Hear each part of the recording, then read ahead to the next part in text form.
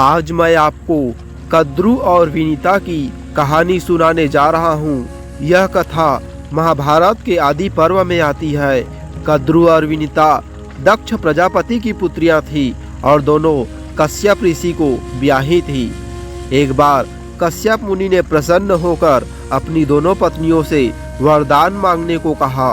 कद्रू ने एक सहस्त्र पराक्रमी सर्पों की मां बनने की प्रार्थना की और विनीता ने केवल 2 पुत्रों की, किंतु दोनों पुत्र कद्रू के पुत्रों से अधिक शक्तिशाली, पराक्रमी और सुंदर हो। कद्रू ने 1000 अंडे दिए और विनीता ने 2। समय आने पर कद्रू के अंडों से 1000 सर्पों का जन्म हुआ, किंतु विनीता के 2 अंडों से अभी तक बच्चे नहीं निकले। विनीता ने उतावली में एक अंडा तोड़ दिया, जिससे एक तेजस्वी पक्षी निकला, किंतु उसके शरीर के निचले भाग का विकास अभी नहीं हो पाया था। बच्चे ने पैदा होते ही अपनी माँ को इस उतावलेपन के लिए शाप दिया कि वह इस पाप के कारण आप दासी बनेगी। इतना कहकर वह पक्षी उड़ गया और सूर्य के रथ का सारथी अरुण बना। एक दिन दोनों बहनों ने उच्चैःश्रवा घोड़े को आकाश में देखा और दोनों में इस घोड़े के रंग को लेकर बहस होने लगी। विनीता ने कहा, यह घोड़ा पूरा सफेद है, किंतु कद्रू ने कहा कि उसकी पूंछ काली है। दोनों में शर्त लगी कि जिसकी बात गलत निकली वह दूसरी बहन की दासी बनकर रहेगी। यह तय किया गया कि दूसरे दिन दोनों बहनें उड़ के जाएगी और उच्चैःश्रवा के रंग की जांच करेगी। कद्रू ने अपने पुत्रों को आदेश दिया कि वे जाकर उच्चैःश्रवा की पूंछ पर बालों की तरह लिपट जाए, जिससे उसकी पूंछ काली लगे। परिणाम स्वरूप विनीता को कद्रू की दासी बनना पड़ा। समय आने पर विनीता के दूसरे पुत्र का जन्म हुआ। यह पुत्र गरुड़ था। इसका शरीर विशाल था और यह महान पराक्रमी था। चूँकि विनीता कद्रू की दासी थी, उसे और गरुड़ को सदा कद्रू और उसके पुत्र सर्पों की सेवा करनी पड़ती थी और उनकी सब आज्ञाएं माननी पड़ती थी। गरुड़ ने माँ से इसका कारण पूछा। पूरी कहानी जानने के बाद गरुड़ ने सर्पों से पूछा कि उसकी और उसकी माँ की इस दास्ता से मुक्ति कैसे हो सकती है। सर्पों ने कहा कि यदि वह इंद्र के दरबार से सोमरस चुरा कर उन्हें दे दे तो दोनों की दास्ता से मुक्ति हो जाएगी। गरुड़ ने अपनी माँ से कहा कि वह सोमरस ले आएगा, किंतु जाने के पहले उसे कुछ खाने की आवश्यकता है। विनीता ने कहा कि तू निषादों का भोजन कर, किंतु ध्यान रखना कि कोई ब्राह्मण मुख में न आ जाए।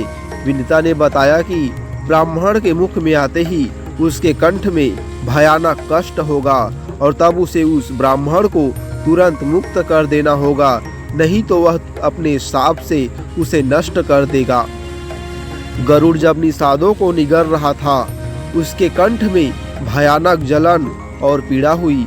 गरुड़ ने सोचा, अवश्य उसने किसी ब्राह्मण को निगला है। उसने ब्राह्मण से निकलने की प्रार्थना की। ब्राह्मण ने कहा कि उसकी निषाद पत्नी भी वहीं पर है, उसके बिना वह नहीं निकलेगा। गरुड़ ने दोनों को जाने दिया और उनसे क्षमा प्रार्थना की। 1000 निषादों के खाने के बाद भी गरुड़ की भूख नहीं मिटी। पिता कश्यप ने बताया कि एक विशालकाय हाथी और एक उतना ही विशालकाय कछुआ है, जो एक दूसरे से हमेशा लड़ते रहते हैं और उनके युद्ध से विश्व को बड़ी क्षति हो रही है। तू इनको पकड़ के खा ले। गरुड़ ने एक पंजे से हाथी और दूसरे से कछुए को पकड़ा। अब समस्या आई कि कहाँ बैठकर उन्हें खाए, क्योंकि साधारण वृक्ष तो उसके बोझ से टूट जाएगा। पिता कश्यप ने उसे एक विशाल वृक्ष का ठिकाना बताया, किंतु चेतावनी दी कि उस पेड़ की एक शाखा पर बालखिल्य मुनि उल्टा लटके हुए तपस्या कर रही है। उन मुनियों का आकार मनुष्य के अंगूठे के बराबर है। ध्यान रखना कि इन्हें कोई कष्ट न पहुँचे।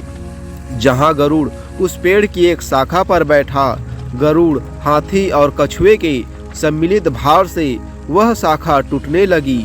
तब गरुड़ ने उस शाखा से लटकते बालखिल्य मुनियों को देखा जो उसे शाप देने की धमकी दे रहे थे। गरुड़ ने उनसे क्षमा मांगी और तुरंत उस शाखा से हाथी और कछुए को पंजों से किसी तरह पकड़े हुए उड़कर पिता के पास आया। पिता ने बालखिल्य मुनियों को समझाया कि यह उनका पुत्र है, जिसके जन्म के लिए बालखिल्य मुनियों ने उन्हें अपने आधे तप का दान किया था। एक बार इंद्र ने बालखिल्य मुनियों की हंसी उड़ाई थी। तब बालखिल्य मुनियों ने कश्यप मुनि को अपने तप का दान किया था कि वे ऐसा पुत्र पैदा करे जो इंद्र का मान भंग करे। कश्यप ने गरुड़ को बताया कि वह गंधमादन पर्वत पर जाकर इस शाखा को ध्यान से रखे और बालखिल्य मुनियों को उतारकर भोजन करे। गरुड़ ने ऐसा ही किया। फिर खा पी कर गरुड़ स्वर्ग पहुंचा। उसके विशाल शरीर और तीव्र गति देखकर देवता भयभीत हुए। अग्नि ने सभी देवताओं को बताया कि यह कश्यप मुनि का पुत्र है और यह सोमरस चुराने आया है।